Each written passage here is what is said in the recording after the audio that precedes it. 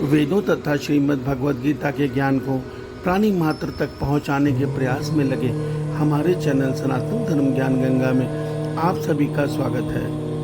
मेरे प्यारे कृष्ण भक्तों, आप सभी को जय श्री कृष्णा।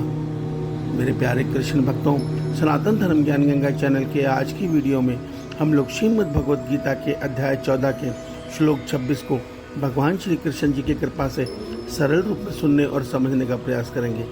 जय श्री कृष्णा।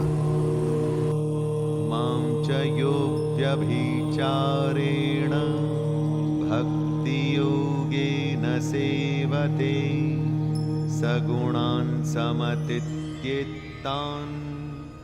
ब्रह्म भूयाय कल्पते। मेरे प्यारे कृष्ण भक्तों, श्रीमद् भगवद गीता के अध्याय 14 के श्लोक 26 में भगवान श्री कृष्ण जी ने कलयुग के मनुष्य के कल्याण के लिए बहुत अच्छी बात बताई है, बहुत सरल उपाय बताया है।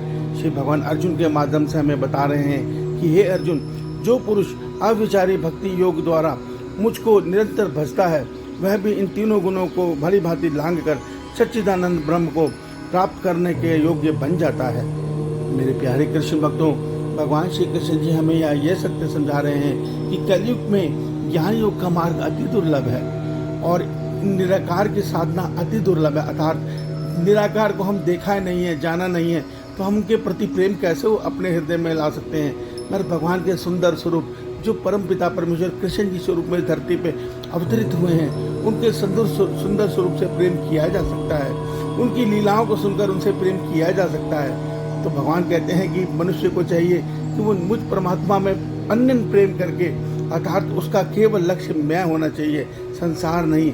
वो हर परिस्थिति में केवल, चाहे जीवन में सुख आए दुख आए, उसकी परवाह किए बिना जो नित्य निरंतर मुझ ईश्वर को, मुझ परमात्मा को का चिंतन कर रहा है, मेरा नाम सुमिरन कर रहा है, ऐसा भक्त मेरी कृपा से मेरे माया के तीनों गुणों का उल्लंघन कर जाता है।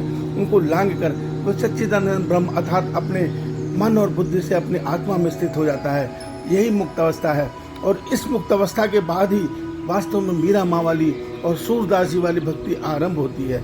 मेरे प्यारे कृष्ण भक्तों, भगवान ने हमें यह सत्य बता दिया है कि जब तक मन तीन गुणों के अधीन है, वो इन तीन गुणों के प्रभाव में बहता रहेगा।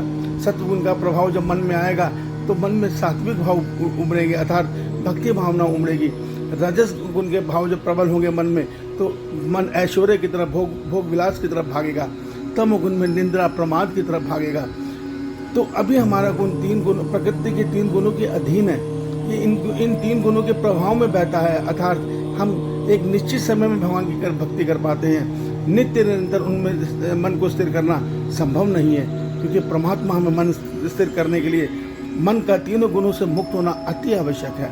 और वो किस प्रकार उल्लंघन होगा, भगवान में कहते हैं कि तुम मेरी शरण में आ जाओ, केवल मेरा चिंतन करो, मैं सब कुछ कर दूंगा, मेरी कृपा से सब सुलभ हो जाएगा। इस सत्य को समझो। और मेरे प्यारे कृष्ण भक्तों, अगर हमें अपना कल्याण करना है तो हमें परमात्मा के चिंतन में, अर्थात कृष्ण के चिंतन में डूबना ही होगा। इसी हमारा कल्याण छिपा है। ईश्वर आपका कल्याण करें। जय श्री